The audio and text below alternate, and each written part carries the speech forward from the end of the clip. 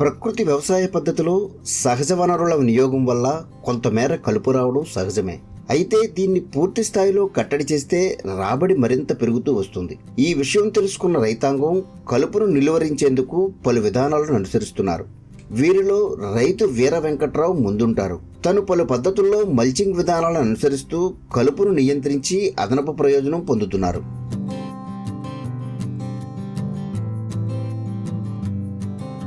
తూర్పుగోదావరి జిల్లా రాజానగరం మండలం కలవచర్ల గ్రామానికి చెందిన రైతు అన్నందేవర వీర వెంకట్రావు 6 ఏళ్లుగా ప్రకృతి పద్ధతి అనుసరిస్తున్నారు. ఈయన 40 సెంట్ల విస్తీర్ణంలో ఏటీఎం మోడల్ సాగు చేసేందుకు నిర్ణయించారు. ఇదే భూమిలో పందిళ్లు వేసి పైన తీగజాతి, కింద ఆకుకూరలు, కూరగాయలతో పాటు ఇతర పంటలు సాగు చేసేందుకు శ్రీకారం చుట్టారు. నమస్కారం అండి, నా పేరు అన్నందేవర వీర వెంకట్రావు. మాది తూర్పుగోదావరి జిల్లా రాజనగరం మండలం కలవచర్ల గ్రామం. ఈ గ్రామంలో నేను ఈ రాజనగరం మండల పరిధిలో నేను మెంటర్గా వర్క్ చేస్తున్నాను. నేను బీకాం వరకు చదువుకున్నాను. చదువుకుంటూ నా వ్యవసాయం, మా నాన్నగారి వ్యవసాయ పనుల్లో నేను సహాయం చేస్తుంటాను.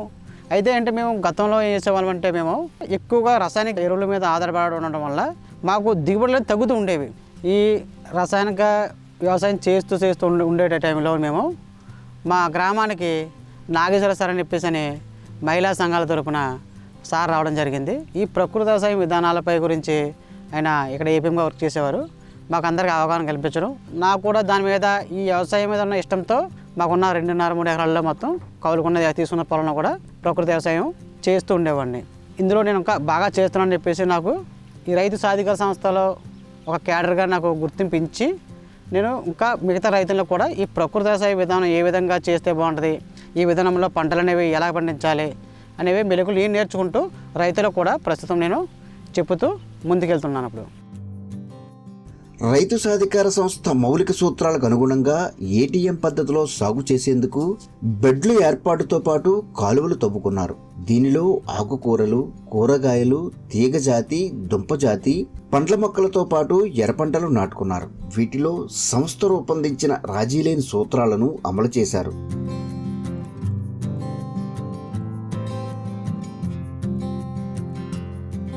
పూర్తి ప్రకృతి వ్యవసాయ పద్ధతిలో నేను 4 ఎకరాల్లో నేను సాగు చేస్తున్నాను.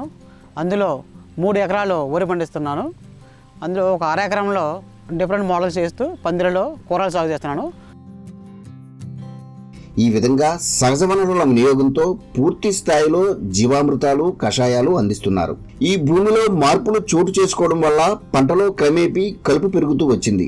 దీన్ని తొలగించేందుకు నెలకు 15 నుంచి 18 వేల వరకు ఖర్చయ్యేది. ఇదే పరిస్థితి కొనసాగితే నికర ఆదాయం మిగిలే పరిస్థితి ఉండదని భావించి కలుపు నివారణకు ప్రయోగాత్మకంగా చర్యలు తీసుకున్నారు. వీటిలో 3-4 విధానాలను పరిశీలించేందుకు నిర్ణయించుకున్నారు.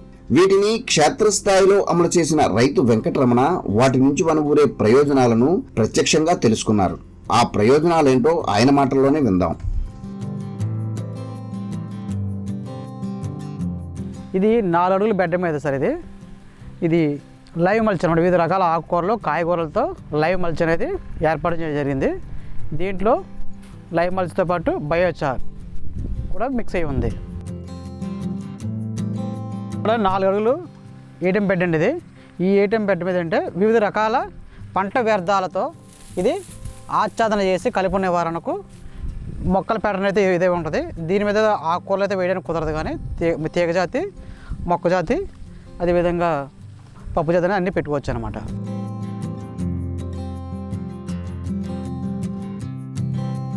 ఈ ఏటీఎం బెడ్ వచ్చి 5 అడుగులు అనేది.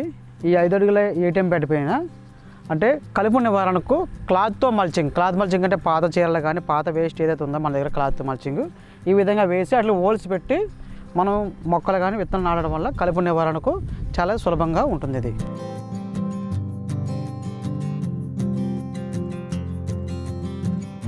4 అడుగుల బెడ్ అనేది 4 అడుగుల బెడ్ మీద కలుపు నివారణకు షేడ్ నెట్ వేయడం జరిగింది.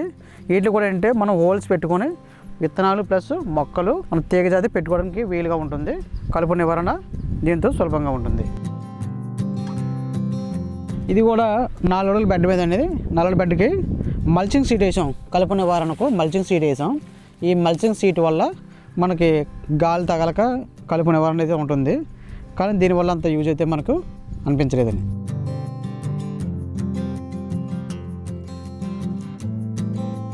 ఈ విధంగా కలుపు కట్టడికి ప్రయోగాత్మకంగా చేపట్టిన మల్చింగ్ వల్ల నెలకు 4-5 వేలతో పంటను శుభ్రం చేసుకుంటున్నారు. స్వల్పంగా రావడంతో తనే స్వయంగా వీడర్ సాయంతో కలుపును తొలగిస్తున్నారు. అయితే నేను ఈ ప్రకృతి వ్యవసాయ పద్ధతిలో నేను ఏదైతే మనకి సార్వత్రిక సూత్రాలు ఉన్నాయో అన్ని రకాల పద్ధతులు పాటిస్తున్నాను. 360 రోజుల్లో భూమిని కప్పి ఉంచుతూ అన్ని రకాల పోషకాలు నేను మొక్కలకు అందే విధంగా చూసుకుంటూ చేస్తున్నాను. అదేవిధంగా నాకు గతంలో ఈ అరెకరా ఈ పందిరి మోడల్లో నాకు సుమారు 18-15 వేలు 20 వేల వరకు కలుపు నివారణకు కలుపు తీయడానికి ఈ కూలీల కొరత ప్లస్ కూలీల ఖర్చు అనేది ఎక్కువ ఉండేది. ఇప్పుడు ఈ విధానం పాటించడం వలన ఇందులో అన్ని రకాల బయోడైవర్సిటీ ఉంది, అన్ని రకాల పంటలు పండుతున్నాయి. నాకు ఈ పద్ధతిలో ఇప్పుడు వచ్చి నెలకి అప్పుడు 18-15-20 వేలు ఖర్చు ఇప్పుడు నాకు 3-4 వేలు. అది కూడా నేనే సొంతంగా చేసుకుంటున్నాను చాలా వరకు. ఎప్పుడైనా ఎక్కువగా పనుండి బోధలు తీసేది ఉంటే మనిషిని పడతాను, కానీ నేను గట్టిగా ఎక్కువ అయితే నాకు ఒక 3,000-2,000 వరకు ఇప్పుడు ఖర్చు అవుతుంది. సుమారుగా నాకు 15,000 రూపాయలు ఆ ఖర్చు నుంచి నేను మిగిలేనని నేను అనుకుంటున్నాను నేను. అదేవిధంగా ఇప్పుడు ప్రస్తుతం నాకు నెలకు ఆదాయం వచ్చి ప్రతి నెల కూడా 15,000 నుంచి 20,000, 25,000 వరకు ప్రతి నెల ఈ ఓన్గా మార్కెటింగ్ చేసుకోవడం వల్ల నాకు ఆదాయం అనేది ఈ ఏటీఎం మోడల్ నుంచి నాకు వస్తుంది.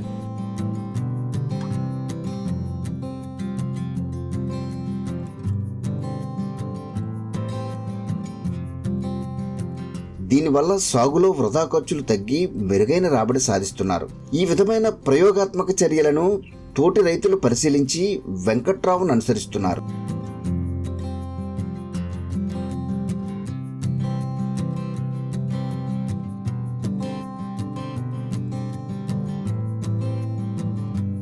ఈ విధంగా చేయడం వలన 1 ఖర్చు తగ్గింది, 2 ఆదాయం పెరిగింది, 3 ఏంటంటే బయోడైవర్సిటీ కూడా బాగా పెరిగింది, 4 వచ్చి ఈ కూరగాయలు ఎన్ని రకాలు తినడం వల్ల మా ఆరోగ్యం కూడా చాలా బాగుంది. మా తోటి రైతులు ఈ విధంగా పద్ధతులు పాటిస్తూ భూమిని కాపాడుకుంటూ మీ ఆరోగ్యాన్ని కాపాడుకుంటూ ఈ విధంగా వ్యవసాయం చేస్తారని ఆశిస్తున్నాను.